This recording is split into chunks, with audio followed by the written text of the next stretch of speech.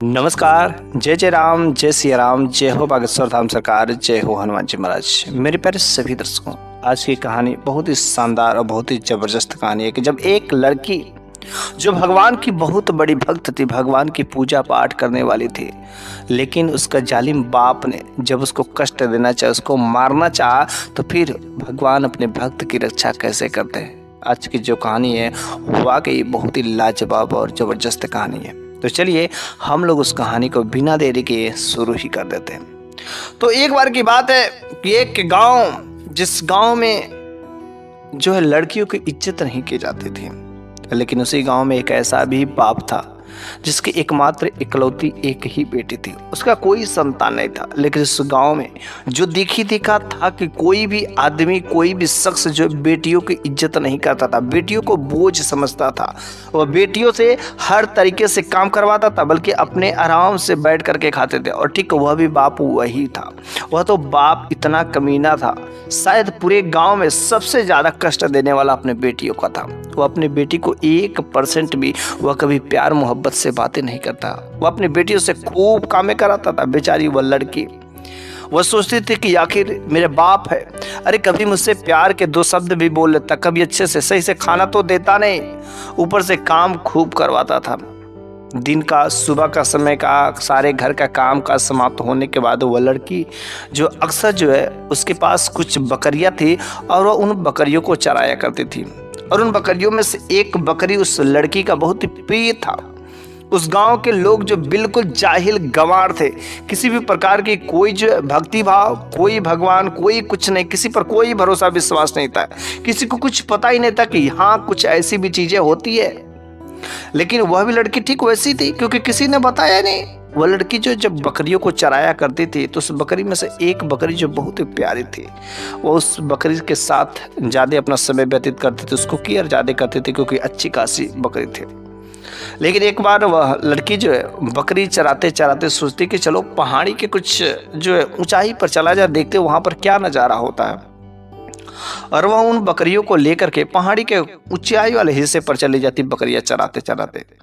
लेकिन चूंकि काफ़ी चढ़ाई रहती है और लंबा सफ़र चलने के बाद दिन भर तो घर का काम किया रहती है, और ऊपर से जब बकरियों को ले जाती पहाड़ पर तो उसे काफ़ी थकान हो जाते हैं। और जब काफ़ी थकान हो जाते, भूख भी लगी रहती, प्यास भी लगी रहती, तो वहाँ पर उसे कहीं कोई पानी नहीं नज़र आता है। लेकिन काफ़ी थकान की वजह से पहाड़ी के उछले वाले हिस्से पर पहुँचते ही उसे एक पेड़ के नीचे आराम करने को मिलता है। और जैसे थोड़ी सी बस बैठती आराम करने, नींद आ जाता है, सो जाती है। कुछ समय बाद जब उस बच्चे की, उस लड़के की आंख खुलती है, तो सारी की सारी बकरियां मस्त घास चर रही थी। लेकिन जो उसकी प्रिय बकरी थी ना, वह बकरी वहां से गायब थी। वह लगती अपने उस बकरी को ढूंढने, अरे मेरी बकरी कहाँ गई, मेरी बकरी कहाँ गई, मेरी बकरी कहाँ गई। बड़ी ही बेचैन हो जाती, बड़ी ही परेशान हो जाती है। उसको काफ़ी जोर से प्यास लगा था, लेकिन उस बकरी को खोजने के अलावा उसको दूसरे पास काम भी नहीं थे। अपना प्यास नहीं समझ जा रहा था। बेचारे जी जान लगा करके वो अपनी बकरी को खोजती रहती इधर उधर, और आखिरकार उसे बकरी एक पेड़ के नीचे बंधी हुई दिखी जाती है। बहुत ही खुश होती है, बहुत ही प्रसन्न होती है, और वह सोचती है कि चले उस बकरी को अब खोल करके, लग रहा है किसी ने ले जा करके बांध दिया है, शायद उसको पता नहीं होगा कि यह मेरी बकरी है। और वह जाती है उस बकरी को खोलने, तो बकरी का तो रस्सी तो खोल देती है, लेकिन वह बकरी वहाँ से जाने का नाम ही नहीं लेती। ऐसा लगता है कि मानो वह बकरी उस लड़की से कुछ कहना चाहती है। वह बकरी वहाँ से हिल भी नहीं रहती। कुछ समझ नहीं आता है। तब तक जो है वहाँ पर उस पेड़ से कुछ दूरी पर एक झोपड़ी दिखाई देती है, और उस झोपड़ी में से एक जो है भगवान के भक्त साधु बाबा निकलते हैं। और जैसे उस पुरुष को, उस व्यक्ति को वह लड़की देखती है, तो यह देखती, करे ऐसा व्यक्ति आज तो मैंने नहीं देखा। भला इस प्रकार के लोग तो मेरे गाँव में नहीं रहते, इंसान ही तो है, लेकिन इस तरीके का अजीब हुलिया क्यों बनाया हुआ है। वह जब बाबा जी पास में आते हैं तो पूछते कि तुम यहाँ पर क्या कर रही हो। उसने कहा कि मेरी बकरी को ऐसा लग रहा है कि कोई यहाँ पर ला करके बांध दिया, बस ये मेरी बकरी जाने का नाम नहीं ले रहे, और ऐसा प्रतीत हो रहा है कि यह मुझसे कुछ कहना चाहती, कुछ करवाना चाहती है, लेकिन मैं इसकी बातों को समझ नहीं पा रहा। उस साधु बाबा ने कहा कि शायद जो तुमसे कहना चाहती हो वो तुम समझ नहीं पा रही हो। वो लड़की कहती कि अरे आप कौन हैं यहाँ पर, और आप इस ऊंचाई वाले स्थान पर क्या करते हैं। उसने कहा कि हम जो भगवान के भक्त हैं, और यहाँ पर जो भगवान की तपस्या करते हैं, उनकी आराधना करते हैं, तब तक जैसे ये बातें हो ही रही थी तब तक उस लड़की को चक्कर आ जाता है, क्योंकि काफी भूख लगी थी, प्यास लगी थी, और अब मूर्छित होकर के गिर जाती है। बाबा ने अपने कुटिया में से जल ला करके उसके ऊपर छींटे मारे और उसको जो प्यास लगी थी कुछ भोजन भी दिए, कुछ फल फूल दिए खाने के लिए, और उसका प्यास बुझा। जब अच्छे तरीके से वह शांत हो जाती है तो वह लड़की पूछती कि आखिर आप यहाँ पर क्या काम करते हैं, आखिर इस तरीके से कैसे यहाँ पर क्या होता है। तो बाबा ने कहा कि देखो हम भगवान की भक्ति भाव करते हैं। तो उसने कहा कि आखिर ये भगवान कौन है और कैसा भक्ति भाव, ये क्या चीज होती है। उसने कहा तुम्हें कुछ भी नहीं पता। वो लड़की कहती कि नहीं बाबा जी, मुझे कुछ भी नहीं पता है। उसने कहा देखो भगवान की अगर भक्ति भाव करती हो तो हम सबको उसी ने बनाया है, तुमको भी हम उसी ने बनाया, मुझे भी उसी ने बनाया, इन बकरियों को उसी ने बनाया। ये पूरे जो पेड़ पौधे जितने भी दिख रहे हैं, पहाड़ दिख रहे हैं, सारे के सारे चीज उसी ने बनाया। और हम लोग तो एक जो मदारी के बंदर है वह नचाता रहता है और हमें पता ही नहीं होता है। वो लड़की कहती क्या बात कर रहे हैं, आज तक तो मुझे ये सब किसी ने नहीं बताया। अक्सर हम हमेशा संदेह में रहते थे, मेरे पिता तो हमेशा मुझे मारते रहते, कष्ट देते रहते। बाबा जी कुछ ऐसा उपाय बताइए ना ताकि मेरे पिता सुधर जाए। क्या मेरे पिताजी सुधर सकते हैं? उसने कहा हाँ, बस उनकी कृपा यदि लग जाती है तो कुछ भी काम असंभव नहीं होता, सारे के सारे कार्य संभव हो सकता है। उस बाबा ने कहा कि तुमको अगर विश्वास नहीं होता है तो बोलो, मैं कुछ तुम दिखाऊं।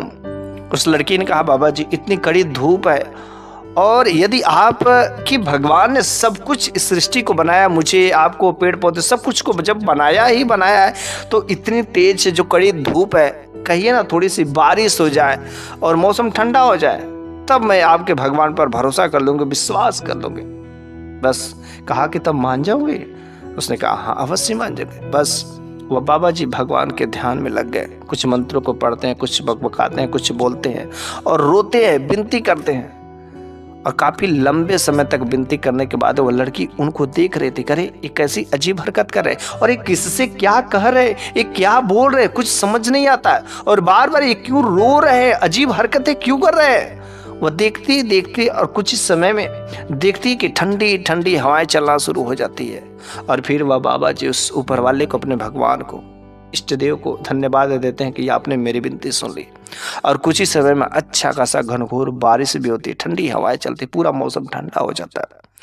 उस बाबा जी ने कहा देखो बच्ची, अब तो तुम्हें भरोसा हो गया कि हाँ वाकई भगवान में कितनी शक्ति होती है। और तुम्हारी जो इस सबूती को सिद्ध करने के लिए हमने भगवान से प्रार्थना किया, अगर एक सच्चे भक्त है तो भगवान अवश्य तुम्हारी विनती को सुन लेता है। उसके लिए कुछ भी असंभव नहीं होता है, बस तुम्हें सच्चे दिलों से भगवान की भक्ति भाव करना चाहिए। वह लड़की उन बाबा जी के बातों को बहुत ही अच्छा लगता और वो कहती कि बाबा जी तब देर किस बात की है, बकरियां तो तब तक आराम से ठंडी हो गई, आराम कर रही हैं, लेकिन मुझे तब तक कुछ ऐसा विधि बता दीजिए कि ताकि जिससे मैं भगवान की भक्ति भाव कर सकूं, अपने पिता को, अपने गांव वालों को, सबके बदल में सकूं। क्योंकि मेरे बाप जो अक्सर जो है हमेशा मेरे को डांटता रहता है, मारता रहता है, पीटता रहता है। काश मेरे पिताजी की यदि दिमागी स्थिति सही हो जाए तो मेरे को भी प्रेम करने लगे। उसने कहा बस वो तरीका बताते हैं, कुछ मंत्र बताते हैं और कैसे कैसे पूजा करना रहता है, सारे के सारे विधि विधान बताते हैं। वो लड़की बहुत ही खुश हो जाती है और उस दिन जब घर पर जाती है तो बड़ी प्रसन्नता से अपने घर पर जाती है और वहाँ पर सुबह होते ही भगवान की पूजा, भक्ति भाव, ध्यान करने में लग जाती है।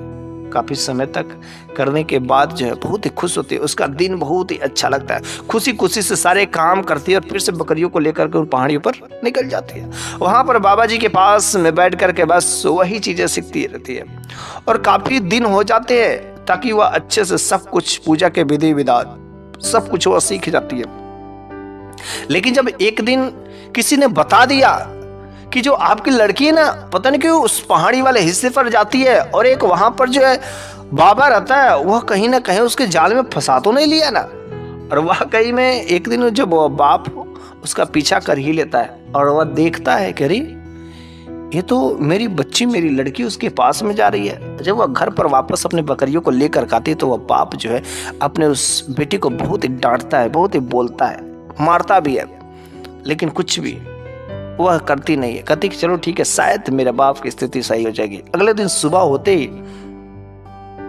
वह जो है अपने भगवान की भक्ति भाव पूजा पाठ करने में लग जाती है लेकिन ये बाप की नज़र तो उसके ऊपर पड़ी गई थी। बस वो अपनी बेटी को मारने के लिए जब चलता है तो वह बेटी भागने लगती है। वह भागते भागते सोचती कि हम जो उस भगवान के दरबार में चले जाएंगे, उस बाबा जी के पास में चले जाएंगे, बाबा जी मुझे बचा लेंगे। लेकिन जैसे ही यह दौड़ा रहे थे तो तब तक जो उधर से एक साइड से जो एक खूंखार चीता जो है उसके पिताजी की तरफ दौड़ता है। और जैसे ही दौड़ता है तेजी से, वह तो डर जाता है, करे ये तो मेरे को चिता खा ही जाएगा। तब तक जैसे ही चिता ने उसके ऊपर हमला किया और बस एक ही झपट्टा में शांत करने ही वाला था, तब तक वहां पर वे बाबा जी भगवान के भक्त हाजिर हो जाते और कहते कि रुक जाओ, खाना मत, क्योंकि तुम्हें इतनी फ्रीडम दिया ही नहीं गया था, बस तुम्हें तो डराने की धमकी दी गई थी और तुम उनको मार नहीं सकते हो। और बस वह देखती यह बात जो है वह चिता रुक जाता और वहां से वापस चला जाता है। और जैसे ही वह व्यक्ति जो है खड़ा होता है और अपनी लड़की को बाबा जी के पास में देखता है खड़ा होते हुए, तो वो कहता है पाखंडी ढोंगी, अरे तूने मेरे बच्ची को तूने अपने जाल में फंसा लिया, अपने बहकावे में कर लिया कि आखिर तूने भी वो काम सिखाए दिया।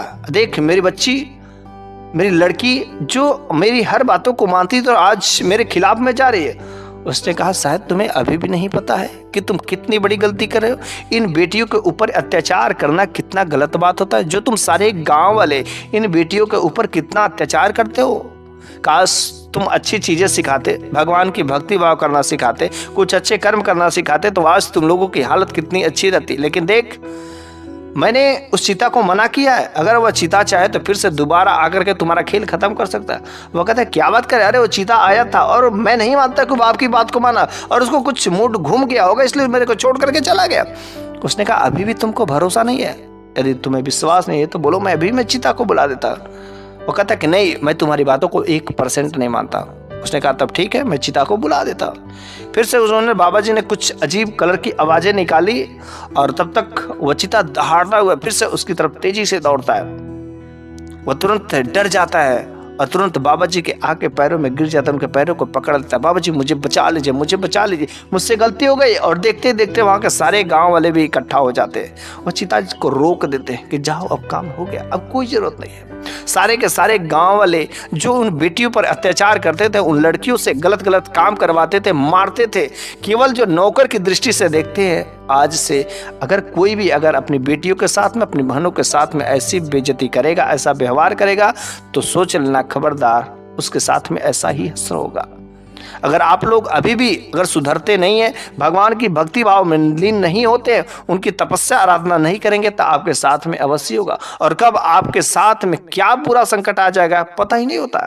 इसलिए कभी भी अपने घर की बहन बेटियों पर आप गलत काम मत करिए, बुरी नजर मत डालिए, उन्हें प्रताड़ित मत करिए, उन्हें कष्ट मत दीजिए। साथ ही साथ भगवान पर भी भरोसा करिए, जो हम लोगों को बनाया है। सारे के सारे गांव वाले की आंखें खुल जाती है और बस उसी दिन से सारे गांव वाले सुधर जाते हैं और अपने बहन बेटियों का इज्जत करना शुरू कर देते हैं।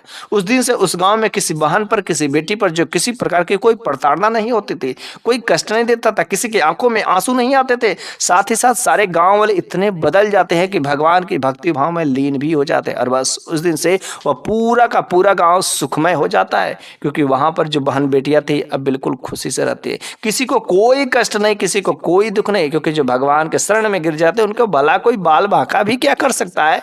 उनको कभी कोई कष्ट, कोई बीमारी आ ही नहीं सकती। जिन लोगों को भरोसा ही नहीं होता, विश्वास नहीं होता, तो वह जो लाख लाख रुपए, करोड़ों रुपए दवा इलाज में खर्च कर देते, लेकिन उन्हें भरोसा ही नहीं होता। बस एक बार भगवान पर भरोसा करके देख लो, तुम्हारे कितने रुपए बच जाएंगे। कभी तुमको बीमारियां नहीं सता सकती हैं। बस भगवान पर भरोसा करने की देरी है, क्योंकि भगवान के घर में देर होता है, अंधेर नहीं होता है। भगवान अपने भक्त को हर तरीके से, कितनी भी बड़ा मुसीबत आ जाए, वह उन मुसीबतों से पार लगाता ही लगाता है। लेकिन यदि आपको भरोसा रहता है, तब आप कितने तन मन धन से उन पर भरोसा करते, विश्वास करते, यदि उनको अपने माँ बाप के समान माने, तो जैसे एक छोटा सा बच्चा जिद करके अपने बाप से, अपने माँ से मांगता, वैसे आप उनसे रोइए, गिलगिलाइए, मांगिए, देखिए कैसे नहीं वे अपने उस भक्त की मनोकामना को पूरी करते हैं। बस आज की जो कहानी है, मेरी कहानी यहीं पर तो समाप्त हो जाती, लेकिन अगले वीडियो में मैं फिर से एक नई शानदार कहानी के साथ में लेकर के हाजिर हूँगा। तब तक के लिए धन्यवाद।